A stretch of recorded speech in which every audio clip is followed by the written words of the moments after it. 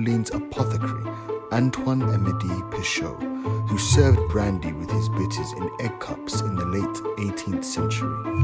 But the term wasn't really defined as we know it until May 13, 1806, when a publication in Hudson, New York described a cocktail to be a stimulating liquor consisting of spirits composed of water, bitters, or any other ingredients. Over 200 years later, and thus, Liber is born, a premium brand serving bottled cocktails in 8 wonderful flavors. So go on, have a toast with us for World Cocktail Day. Cheers.